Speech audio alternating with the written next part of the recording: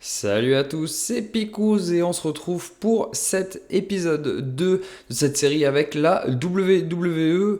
Aujourd'hui, on va faire Main Event et Raw dans cet épisode.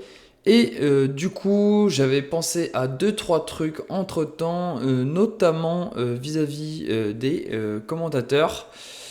J'avais déjà une liste de personnes attribuées sur le color et le play-by-play. Et du coup, j'avais un gars qui s'est retrouvé un peu, on va dire, solo. C'est Scoot Stanford. Donc du coup, la décision a été prise de le licencier. J'ai pas une utilité pour lui. Il a pas des notes incroyables. Il fait un bon play-by-play, mais ça reste quand même très faiblichon. Il a pas trop de microphone parce que je pensais le faire un intervieweur, pardon. Mais malheureusement, ce n'est pas le cas. Donc du coup, on l'a résilié. On l'a résilié. Et du coup, j'ai modifié aussi pour les events. J'ai mis Corey Grave, Ray Barrett et Michael Cole. Bon, du côté de Raw, on change pas Michael Cole et Pat McAfee. Et à SmackDown, Corey Grave et Wade Barrett. Nouveau duo, j'ai mis Tessitor et Grave à Main Event. C'est pareil, c'est des duos qui n'ont pas d'expérience. On va les mettre ensemble, on verra bien ce que ça donne. Bon, dans tous les cas, je me fais pas trop d'illusions au début, ça risque d'être compliqué pour eux. Allez, on va passer de suite à Main Event. On se retrouve de suite pour le début du show. Et c'est parti pour ce premier match entre Angel et R-Truth. Un match court et qui a désintéressé la foule totalement. On se retrouve sur un rating de 39. C'est excessivement bas. Angel va battre R-Truth en 4 minutes 59. 47 pour Angel, 53 pour R-Truth. Bon, c'est vraiment pas foufou. Je sais que le produit est plus basé sur de la popularité que sur de la performance. Mais là, ouais, c'est pas foufou du tout. Va falloir travailler la popularité de Angel parce que j'ai des plans pour lui, pour Berto, pour Santos Escobar. Enfin bon, voilà. Pour toute la clique. Pour R-Truth, bon, j'ai pas de plan. On va être honnête, j'ai pas de plan, donc on verra bien par la suite. Mais il risque de prendre pas mal de défaites. Il va catcher, mais il va prendre des défaites. Au moins, les choses sont dites. On sait à quoi s'attendre sur ce sujet-là, pardon. On va donc passer au segment suivant. Alors, c'est parti pour le segment suivant avec une vidéo package, une vidéo de présentation en fait de Jordynne Grace qui fait son arrivée dans le main roster du côté de Raw. Pour l'instant, je vais la faire combattre du côté de Main Event pour me donner un premier aperçu de ce qu'elle vaut. Le rating est de 51, c'est plutôt honnête. Elle a de la popularité, Jordynne Grace. J'ai des plans pour elle. Donc elle sera utilisée à l'avenir plutôt bien. On va voir ce que ça donne en tout cas sur un combat. Et le match est terrible. Jordynne Grace va battre Kiana James en 7021. Rating de 44, 53 pour Jordynne Grace, ce qui est plutôt intéressant. Kiana James nous fait un 28. Ah, c'est plus compliqué pour elle. Elle va falloir continuer à la développer. Je l'ai retiré de Julia. Parce que je comptais pas l'utiliser avec Julia. Je voyais aucun rapport entre les deux femmes. Donc voilà. Et pour Jordynne Grace, on va commencer à développer son personnage du côté du main roster. Voilà, c'est un petit match féminin. On va donc passer à la suite. Et dans le main event de cette soirée, Carmelo Hayes affronte Ray Phoenix dans un match décent. Ray Phoenix va battre Carmelo Hayes en 9 minutes 27, pardon. Rating de 53, 57 pour Carmelo, 54 pour Ray Phoenix. C'est plutôt honnête. Je m'attendais à mieux. Mais je vois que vraiment la popularité a un impact sur les notes du show. Et ça se ressent. Ça se ressent tout simplement. On voit que les choses ne se passent pas aussi bien que j'aurais espéré. Les ratings ne sont pas foufou. Après, voilà. Main Event, ça sert justement à ça, à tester des choses. On teste des choses, on voit que les notes ne sont pas forcément très folles. Je verrai peut-être à l'avenir pour changer le produit si besoin. Pour l'instant, on va rester comme ça, on va juste développer nos catcheurs. Sachant qu'on a quand même une grosse popularité, ça devrait vite augmenter pour les catcheurs qui seront mis en avant. On va juste voir la note du show qui nous fait un 50, c'est plutôt honnête. On va donc pouvoir passer à l'épisode de Raw. Allez, on est parti pour le show et on se retrouve pour un match dans le pré-show pour ce premier épisode de Raw. Un match entre Maxine Dupri et Wendy Shaw qui était sur NXT que j'ai fait monter dans le main roster. La note du match parle d'elle-même. 28, 29 pour Maxine Dupri, 24 pour Wendy Shaw. Ouais, ça va être compliqué. Maxine Dupri va aller faire ses gammes du côté de Main Event, je pense. Je voulais voir ce qu'elle valait, mais je vois que compliqué. Wendy Shaw est off game. Peut-être que ça a joué sur la note. Peut-être qu'elle fait des meilleures notes habituellement. Elle doit manquer de popularité, Wendy Shaw. Parce que je pense pas que, en termes de catch, elle soit si mauvaise que ça. Enfin bon. On débute ce show de Raw que j'avais réduit sur 2 heures et que je vais encore réduire sur 1h30 parce qu'en termes de catcheur et de temps, avec les pubs et tout, en réalité, eux, ils s'en sortent bien, mais moi, là, sur le jeu, je m'en sors pas. Enfin, je place des matchs, des trucs, mais c'est plus pour combler qu'autre chose. J'ai pas envie que ça soit ça. J'ai envie que les épisodes ont un vrai sens, une vraie utilité, donc on va réduire à 1h30, ça soit Raw et SmackDown. Alors, on débute le show avec DDP qui est au micro de Byron Saxton. Petit rating de 54. DDP qui est assez humble et qui ne se met pas en avant, qui se présente juste comme étant le nouveau boss de la WWE. Et il annonce qu'il y aura des changements au niveau de Raw, de SmackDown. Et qu'il y aura peut-être une draft juste après Backlash. Bon, voilà. Pas plus d'annonces. DDP ne se met pas en lumière, c'est plutôt bien et on attaque directement avec un premier match. Bronson Reed affronte Eric et sans surprise, Bronson Reed va battre Eric en 7 minutes 28. Rating de 50, 53 pour Bronson Reed, 41 pour Eric. Je m'attendais à des notes un petit peu mieux, surtout qu'Eric n'est pas un mauvais catcher en soi, Bronson Reed non plus. Je pensais avoir un rating plus élevé, mais bon. On fait un 50, c'est plutôt pas mal. On enchaîne avec un angle backstage où Adam Pearce va annoncer que AJ Styles et Dragon Lee, les actuels champions par équipe de Raw, vont défendre leur ceinture contre les vainqueurs d'un match qu'il annoncera un poil plus tard. Donc les champions auront un challenger à la fin de cet épisode. On enchaîne avec un petit combat simple entre Rhea Ripley et Ivy Nile. Victoire de Rhea Ripley en 7 minutes 33. Pas de grosse surprise. 64 de rating global. 37 pour Ivy Nile. 74 pour Rhea Ripley.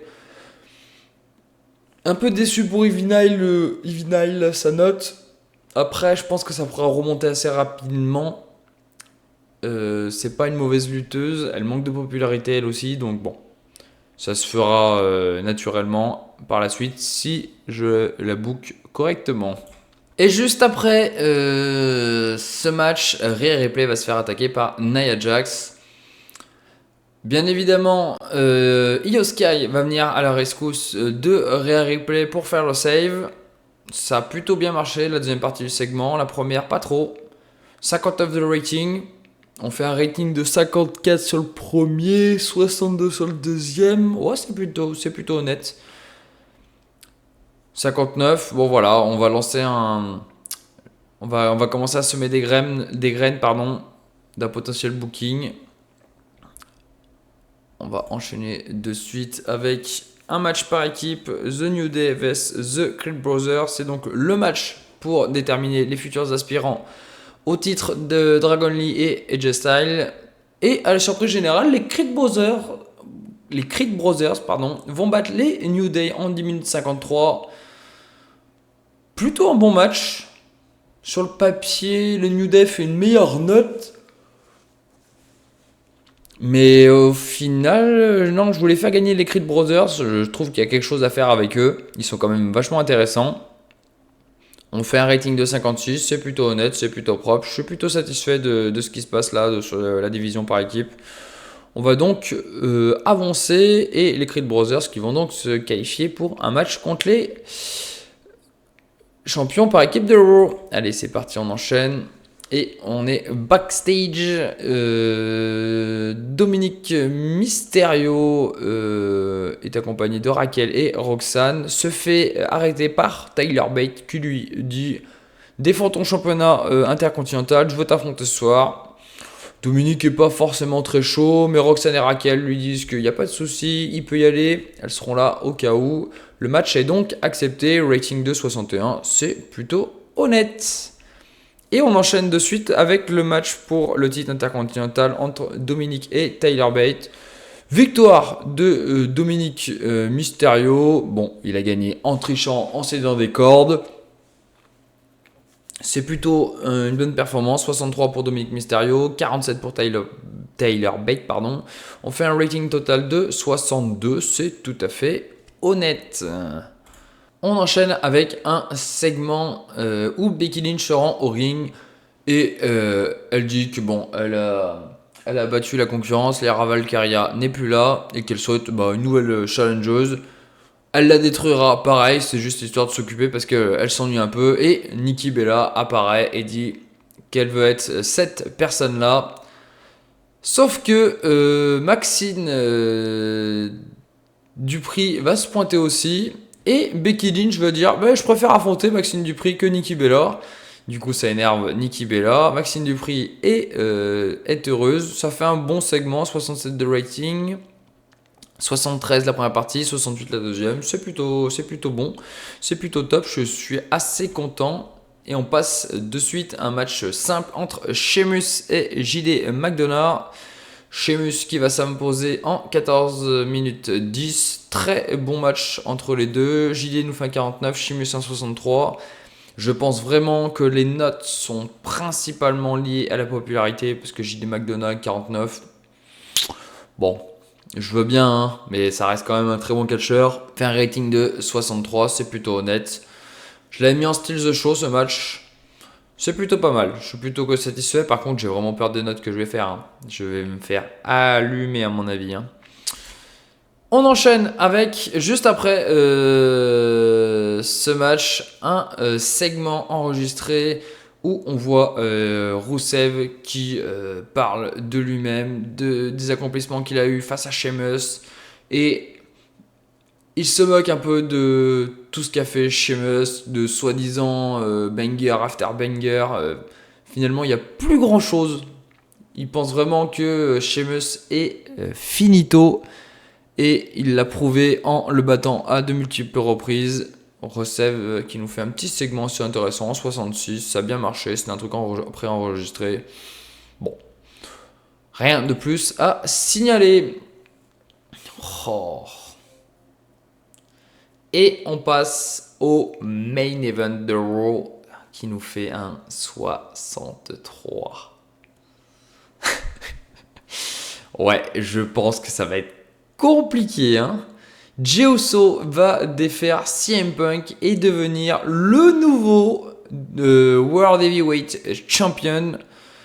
Match plutôt intéressant. La foule était haute, mais je sais pas ce qui a foiré. Je suis assez curieux de savoir. Après, je sais que CM Punk, j'ai dû le protéger parce qu'il voulait pas perdre contre Jey Uso. Le Road Agent n'était pas bon. Il face, ouais, mais ça c'est encore si c'est que ça. Et ouais, il faut que j'active les high risk. Et ouais. Ouais, il y a beaucoup de choses à changer sur le produit, je pense, parce que là en fait ça va me plomber mes notes, mais d'une force. Bon, dans tous les cas, Jey Uso devient le champion World Heavyweight. C'est un choix assez surprenant, mais j'ai des idées par rapport à ça. Je ne le fais pas n'importe comment. Voilà. Donc du coup, Jey Uso, nouveau champion. Et on termine avec, sur le ring, Jey Uso qui célèbre CM Punk qui est dans un coin, qui est vraiment déçu de ce qui est en train de se passer. Ça nous fait un très bon 86. Et dans un second temps, Bron Breakker, Bronson Reed et Paul Heyman arrivent au ring pour confronter, mais de loin, Jey Uso. Bron Breakker lui dit « You're next ». C'est le prochain sur sa liste. c'est donc sur ces images que l'on se quitte. Victoire de Jey Uso, futur champion, mais qui a déjà un challenger à ses trousses. On finit sur un 80. J'espère que le show fera mieux que 67. Aïe aïe aïe, les problèmes. On a perdu de la popularité dans 30 régions. On fait un 67. Ah, ça fait mal aux fesses.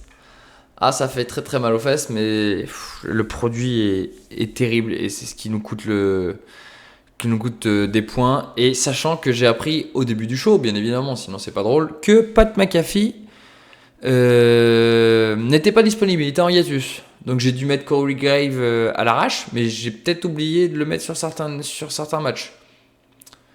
Voilà, rien qui va. Les débuts de Raw sont horribles. Horrible, horrible, horrible. On va en rester là pour ce show. Je vais voir si j'ai des mails. On va voir les reports. Bon, on fait 1,8 million de profit. Quand je vous disais qu'on pouvait licencier du monde sans souci, qu'on allait récupérer les sous juste après, c'était pas une légende. On va voir pour la popularité, mais ouais, la popularité, elle a pris un stomp, mais de partout. Terrible. Bon, et ben écoutez, c'est pas très grave.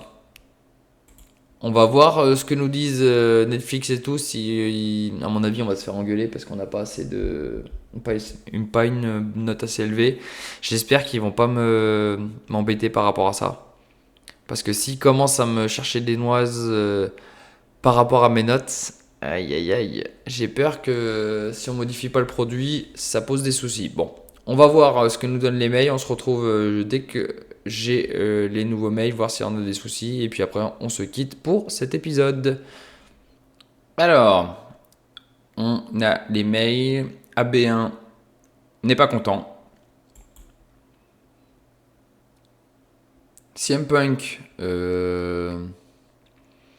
fait une clique avec Kofi Kingston et Roxanne Perez. Il y a eu des trucs par rapport à la drogue. Il y a, comment ça s'appelle j'ai oublié leur nom. Sean Devery et Shane Helms qui ont été testés positifs aux stéroïdes et Jordynne Grace. Donc bon, on va voir ce que ça donne.